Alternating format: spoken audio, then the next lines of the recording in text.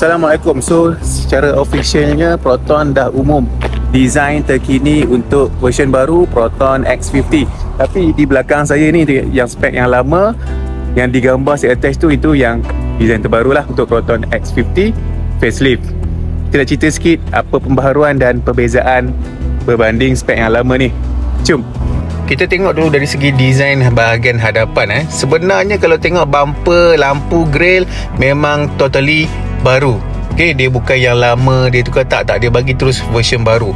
Okay, tengok bumper bawah design sangat sporty, stylish looking.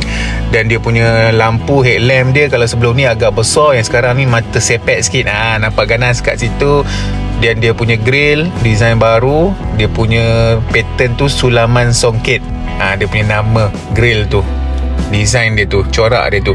Dan ada lining merah kat situ. Logo masih kekal sama, logo Proton. So inilah sedikit kita tengok gambaran bahagian hadapan. Sangat stylish design yang baru ni. Bagi saya yang baru ni lagi sporty looking berbanding yang version lama dari segi sudut pandang sisi hadapan. Kita tengok pula dari segi sudut pandang sisi tepi. Sudut pandang sisi tepi tak ada apa perbezaan sangat. Kita tengok nampak bezanya hanya pada design rim.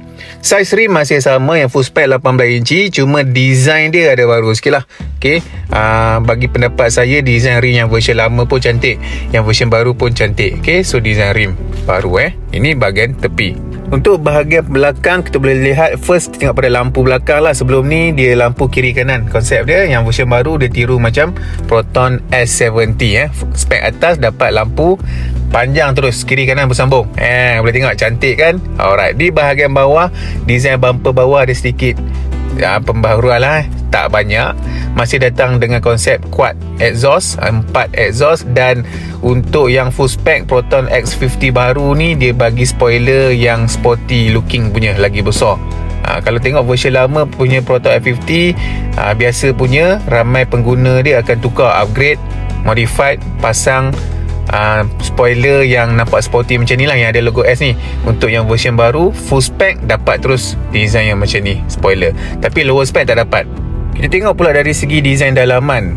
First mesti kita akan fokus tertumpu pada dia punya IHU, screen dia. Infotainment head unit dia kalau version lama 10 inci, version baru 14.6 inci. 14 inci sangatlah besar, macam letak laptop situ. Kat situ. Konsep ni saya tengok sama seperti Proton eMAS ataupun brand lain, kereta EV, Tesla ke BYD, konsep dia lebih kurang sama. Biasanya kereta EV screen mesti besar punya kan. Dan dia punya konsep dekat konsol tengah buttonless, dia tak banyak button. Sebelum ni contoh kalau sport mode, eco mode ke, dia ada button dekat konsol tengah. Sekarang dia tak ada masuk dalam screen. Okay, konsep dia kurangkan button ni sebab bahaya kadang-kadang kalau drive, anak-anak, budak kecil tekan-tekan button tu kan. So sekarang tu masuk dalam screen, lebih selamat. Untuk meter cluster pun sama. Untuk meter cluster pun design baru. Dia buat macam tu punya konsep. Tak silap saya Audi ataupun Merc ada satu brand, satu model tu, konsep meter cluster dia macam ni, screen dia macam terkeluar macam tu. Alright, mungkin akan ada orang yang kata tak cantik, tapi pendapat saya agak sempoi design macam ni.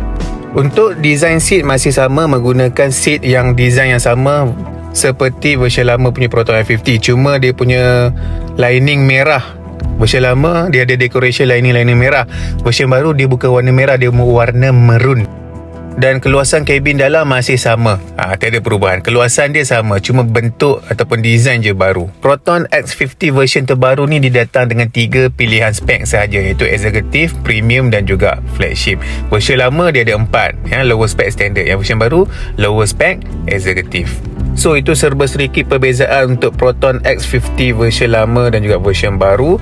Untuk next video kita akan upload video penerangan lebih terperinci lah berkaitan perbezaan apa upgrade yang terdapat pada Proton X50 version terbaru. Pre-booking dah boleh call ataupun WhatsApp saya di talian 0134054279. Untuk anda nak jadi yang terawal untuk dapat Proton X50 version terbaru ni yang ada sangat banyak improvement ni, boleh contact saya segera. Jumpa lagi next video.